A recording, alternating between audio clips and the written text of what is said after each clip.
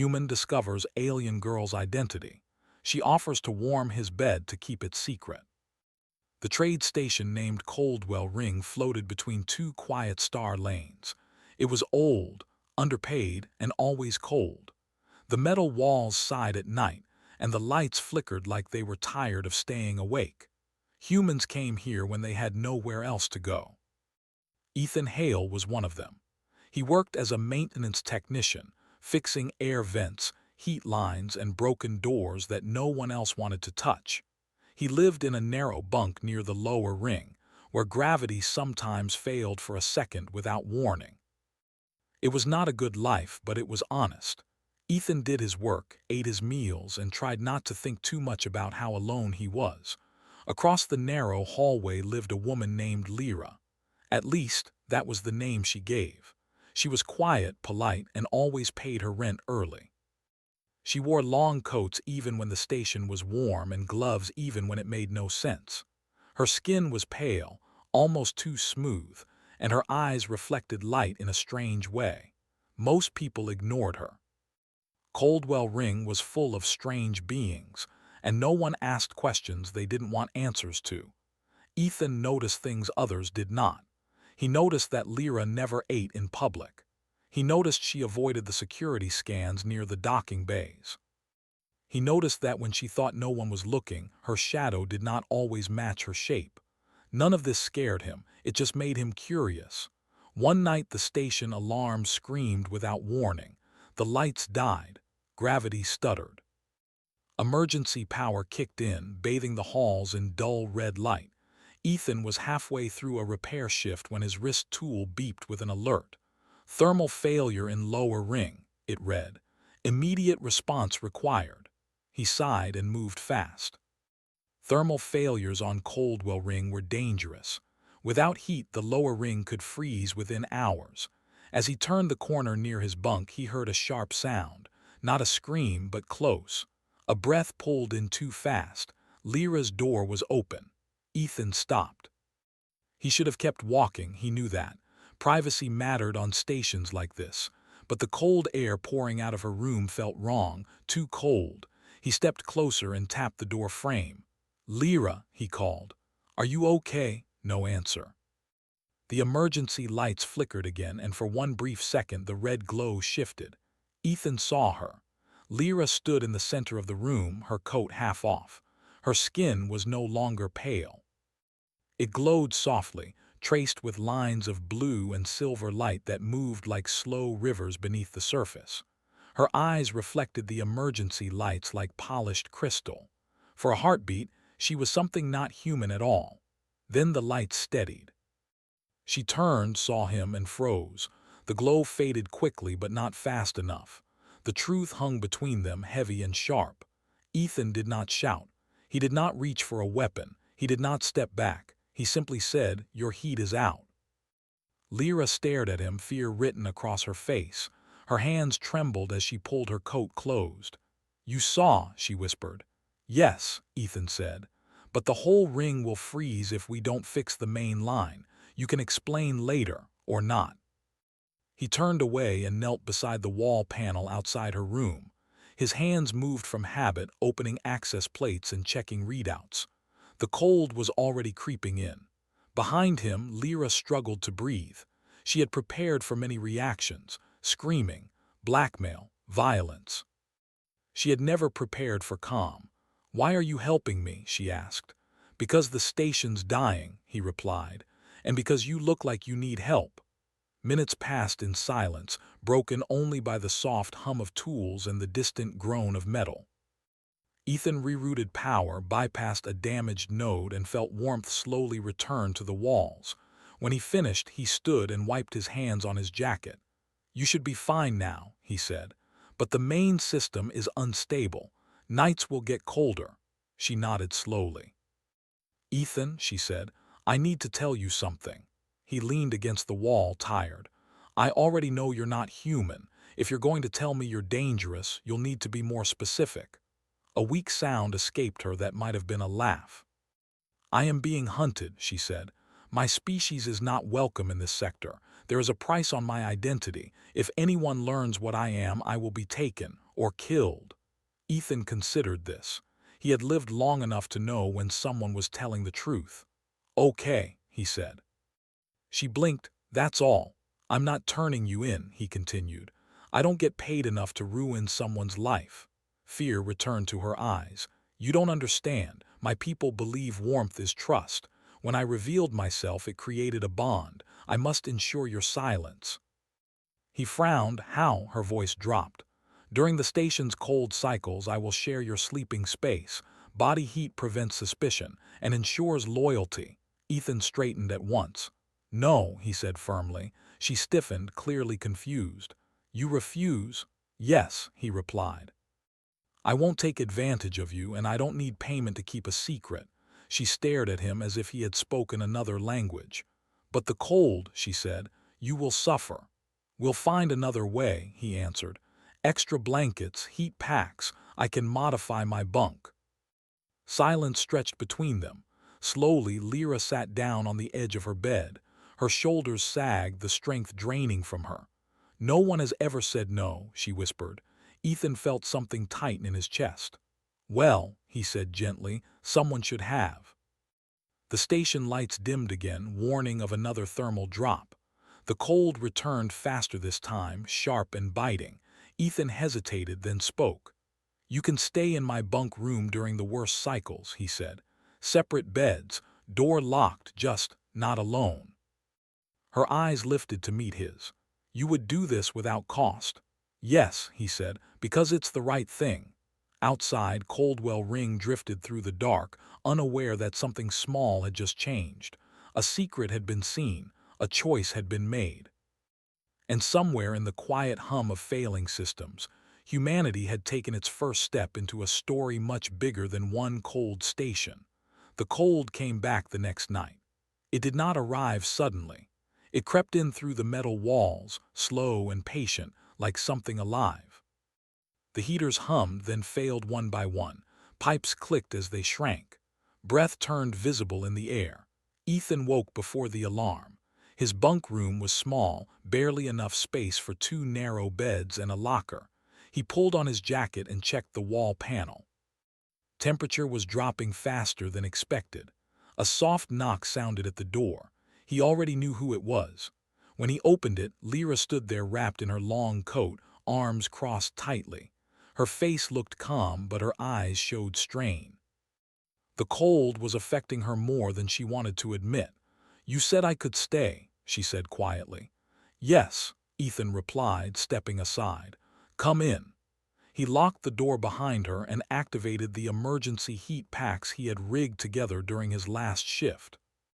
They glowed faintly, offering just enough warmth to slow the freeze. Lyra looked around the room. 2 beds, clear space between them, no threat.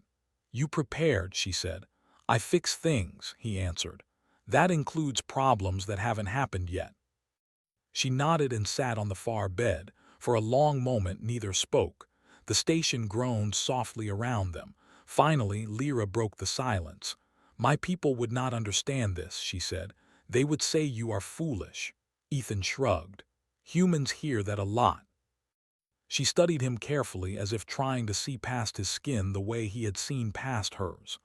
Where I come from, she continued, warmth is survival. Sharing it means trust. Betrayal after that is rare. It is forbidden. Well, Ethan said, sitting on his own bed, we separate survival from trust. You can help someone live and still respect them. Lyra tilted her head slightly. That sounds lonely. Sometimes, he admitted, but it also means choice matters. The lights flickered again, then steadied. Outside the door, footsteps echoed down the hall. Security patrols were increasing. Everyone could feel something was wrong with the station. Lyra's shoulders tensed. They are searching, she whispered. Not for me directly, not yet. Ethan frowned. How do you know? She closed her eyes. Faint lines of light pulsed beneath her skin, barely visible. My species can sense certain energy patterns, scanners, long-range sweeps. Bounty hunters, he asked. Yes, she said, but not only alien ones. That caught his attention. What do you mean? Humans sell information, she said softly. Some always do. Ethan looked away, jaw tightening. He had seen it before, desperate people making cruel choices for credits. Then we'll be careful, he said. Over the next few days, the cold cycles grew worse. Lyra stayed in Ethan's bunk room during the worst hours, always keeping distance, always respectful. Ethan worked longer shifts, repairing systems that failed faster than he could fix them. People began to notice him. Security officers asked questions. Dock workers watched him more closely. Someone had seen him escort Lyra through maintenance corridors to avoid the coldest sections of the station. "Friend of yours?" a guard asked one day. "Neighbor," Ethan replied. "Station's freezing." "I help where I can," the guard nodded, uninterested. To them, Ethan was just another tired human trying to survive, but the scans continued. One night, Lyra woke Ethan with a sharp intake of breath. "They are close," she said. "Very close." Ethan sat up at once. "How much time?" "Hours, maybe less." He pulled on his boots and activated his wrist tool, pulling up station schematics. His eyes scanned routes, power nodes, security blind spots. "You need to hide," he said. "I already am," she replied. "But it may not be enough." He thought fast. The lower maintenance levels were unstable, dangerous, and mostly ignored. Scanners avoided them due to interference.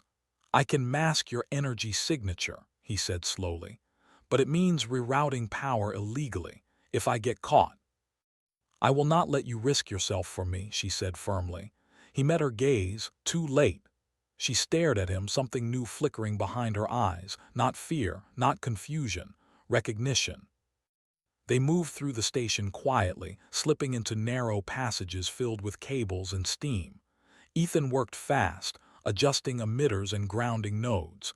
Lyra watched, impressed by how easily he bent the station to his will. "You are not important by rank," she said. "Yet you control the bones of this place." "Someone has to," he replied. The scanners passed overhead, their hum shaking dust from the ceiling. Lyra held her breath. Nothing happened. After a long moment, the hum faded. "They missed you," Ethan said with a small smile. Lyra exhaled slowly. "Because of you." When they returned to the bunk room, exhaustion hit them both. The cold pressed in again, but the heat packs held. Lyra sat on her bed, hands folded. "Ethan," she said, "why do humans protect strangers?" He considered the question. "Because we've all been strangers," he said, "and because the universe is big and cold. If we don't look out for each other, no one will." She looked down, light flickering softly beneath her skin. "My people believe humans are weak," she admitted. "Too emotional, too fragile." He smiled faintly. "We hear that too." "I think," she said slowly, "they are wrong."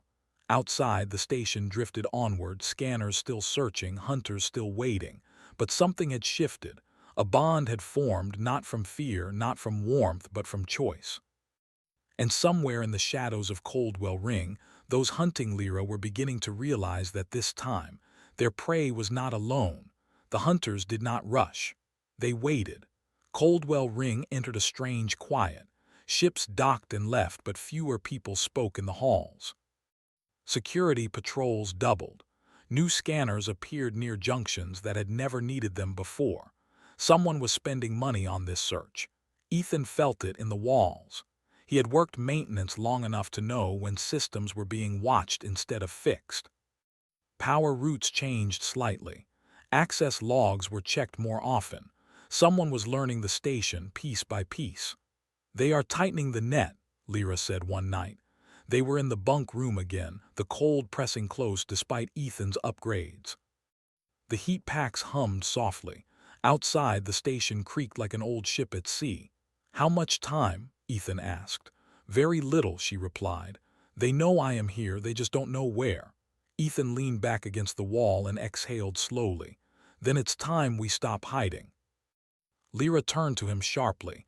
"That is not what you said before." "No," he agreed. "Before we were surviving. Now they're endangering everyone on this ring." She frowned. "Explain." Ethan stood and activated his wrist tool, projecting a simple map of the station. These scans they're running, they're overloading the grid. If they keep pushing, the thermal systems will collapse completely. And the lower ring will freeze, she said. Yes, he replied. Hundreds will die. Silence followed. They won't care, Lyra said quietly. My life is worth more to them than those deaths. Ethan's jaw tightened. That's where they're wrong. He began to plan, not a fight, not a chase, something quieter, something human. Over the next day, Ethan worked nonstop. He rerouted cables, adjusted sensor feedback loops, and planted false readings deep in the maintenance levels. To anyone watching, the station's systems began to look sick, unstable, dangerous. Lyra followed him when she could, watching in growing disbelief. You are creating chaos, she said. I'm creating truth, Ethan replied. They're abusing the station. I'm letting the station show it. By the third night, the hunters made their move. Security teams sealed off sections of the lower ring. A station-wide announcement declared a temporary safety lockdown. No one believed it. Ethan and Lyra were in the maintenance core when the first power spike hit. They've overridden local control, Ethan muttered. Bold move. Alarms blared. Temperature warnings flashed across panels. People began shouting in the corridors. This is it, Lyra said. They will find me. No, Ethan said calmly. They'll find a problem. He slammed his hand onto the main console and executed the final sequence. Across Coldwell Ring, systems responded. Scanners fed back impossible data. Heat readings contradicted visual sensors. Security feeds looped, showing empty halls where teams stood seconds before. The station's automated systems, confused and stressed, did what they were designed to do. They shut everything down. Docking clamps locked. Elevators froze between levels. Bulkhead doors sealed. The hunters were trapped. Within minutes, the station command center erupted in panic. Officers demanded answers. Engineers shouted warnings. Someone finally noticed that all unauthorized scan signatures were isolated and highlighted, bright and undeniable. Ethan opened a secure channel. This is maintenance technician Ethan Hale, he said evenly. You have hostile actors abusing station systems. If you don't remove them now, the lower ring will suffer full thermal collapse. The response came fast and angry. Who authorized this shutdown? A commander demanded. You did, Ethan replied. When you let them run unchecked, silence followed. Then Lyra stepped forward. She removed her gloves. The light beneath her skin flared gently, controlled, unmistakable.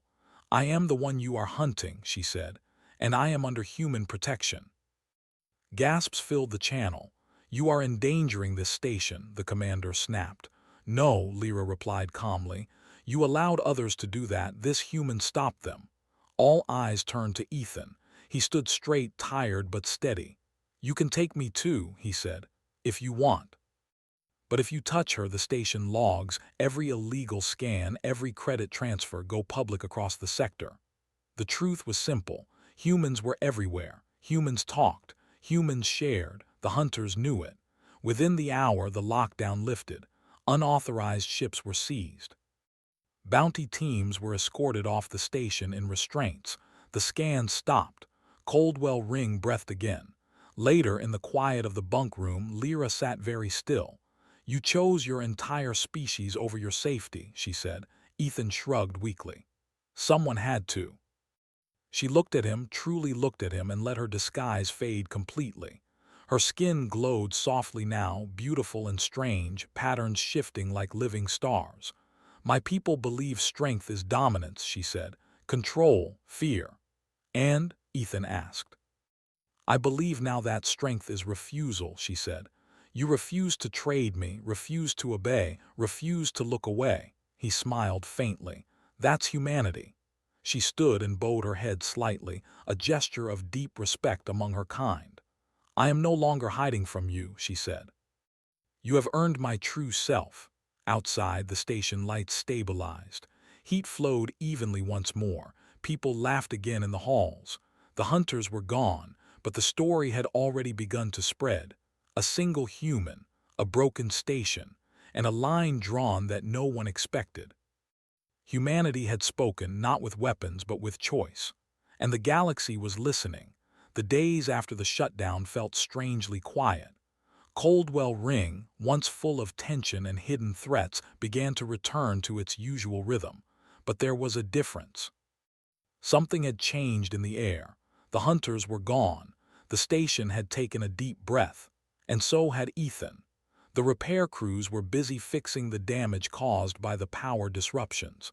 Security was back to its usual rounds. But Ethan knew the truth. There were things now embedded in the station's core that couldn't be erased. He sat in the small break room where the flickering lights didn't seem so oppressive anymore. The usual hum of the station echoed through the metal walls. He was tired, but not the kind of tired that came from a full day's work. This was different. It was the kind of tired that came from making a choice that would change things forever. Lyra was in the corner of the room, sitting quietly. She wasn't wearing her usual long coat. Her skin still shimmered with faint patterns, but they had softened, no longer bright with the fear of exposure. Her eyes, too, seemed calmer now, as though they had finally accepted what she was and what she had found. "You did it," Lyra said quietly, her voice calm but with a note of awe. "You saved the station." Ethan looked up from his wrist tool and smiled tiredly. "I didn't save it alone," she nodded. "But you're human." Ethan leaned back, tapping his tool against the table. "And you're not, but I'm still guessing you'd rather have a drink than talk about our species' differences." Lyra chuckled softly. "I'd like that very much." They stood and walked together toward the station's small bar, the low hum of the emergency lights casting a familiar glow. It was a strange moment, an alien and a human, side by side, like two regular people sharing the simplest kind of comfort. They had faced something bigger than both of them, and now they could just exist. The bar was quiet, the bartender giving them a nod as they sat down. "I'll take a synth whiskey," Ethan said. Lyra hesitated, studying the drink's menu with curiosity. She had only ever seen humans drink for the warmth, the release, the forgetfulness it seemed to promise. "Something light," she said finally, "for the moment." The bartender poured the drinks, and they sat in silence for a moment, just watching the station outside. The stars were quiet tonight, cold and distant. But to Ethan, it felt like they were just waiting, like the whole universe was holding its breath. "You know," Ethan said as he took a sip of his drink, "I've been thinking about what you said, about strength being refusal." Lyra looked at him. "You do not think it is true." "I do," he said, "but I think there's something more to it. Strength isn't just about saying no. It's about knowing when to say yes." She raised an eyebrow, intrigued. "And when do you say yes?" "When the right thing comes along," he replied. "When you know something is worth fighting for, not because it's easy, but because it's right." Lyra seemed to consider this. She took a sip of her drink. "Your people are strange," Ethan laughed. "I've heard that before." She smiled, and for a moment she almost seemed like she had shed her fears completely. "Perhaps," she said softly, "you are not so different from us after all." The conversation drifted after that, from the little things to the big ones. The endless possibilities of the stars, the things they would never know, the choices they made that changed everything. But somewhere, deep in their shared silence, there was understanding. Humanity and alienkind were not so different. Back in the maintenance section, Ethan continued his work, but now it was different. The station felt different. He no longer felt like a shadow in the corner, fixing things for people who didn't notice or care. He had made a difference, not just in the way the station ran, but in the way the people on it would remember the quiet human who refused to turn away. He still got questions from security officers, from the station's higher-ups. But now, it wasn't about his past. They had come to trust him. They came to him for advice, to fix problems that were too big for others to handle. And more than once, he heard whispers in the corridors, people talking about the human who had protected a life, even when it meant going against the system. Lyra stayed on Coldwell Ring at least for a while. The bounty hunters were gone, their contracts voided, their ships disabled. She kept to herself mostly, but when she did speak, it was with a quiet assurance, no longer burdened by the weight of fear. "I have learned something about humans," she said one evening as they worked together in the lower maintenance levels. "You are more than your survival instincts." Ethan didn't stop working but smiled. "Well, we try." "We are taught to dominate, to control," she continued, her voice softer than usual. "But there is a strength in your people that is different." "Different how?" Ethan asked. "There is kindness," she said simply, "and it does not make you weak." He turned and met her gaze. "Sometimes kindness is the hardest choice." She was silent for a moment as if thinking through what he said. Then a small smile tugged at her lips. "Perhaps, Ethan Hale, you are right." Ethan laughed softly. "Well, don't get used to it. I don't say that too often." Lyra chuckled, a sound that was full of warmth, the kind of warmth that comes from real connection. Their work in the maintenance sections continued for a few more days, but the weight of the station's tension had lifted. The other inhabitants of Coldwell Ring began to feel safer, as though a heavy fog had been lifted. They didn't know why, but Ethan and Lyra did. And then, one day, word came through the station's communication network. A transport ship had arrived with new supplies. This was nothing out of the ordinary, except this time, the announcement was followed by a strange message. "Humanity has earned respect in ways you can never imagine." It was signed with the symbol of the Council of Galactic Nations.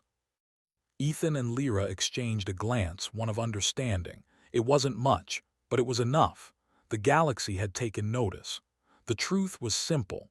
In the vast, cold expanse of the stars, no one had expected a simple human and an alien to change things, but they had. And the universe had learned a lesson. Sometimes the greatest strength wasn't in fighting for survival. It was in choosing to protect, to refuse fear, and to stand for something greater than yourself. In the quiet of Coldwell Ring, where the stars no longer seemed so distant, Ethan and Lyra stood side by side, no longer strangers, no longer alone. And in that moment, the future seemed just a little bit warmer.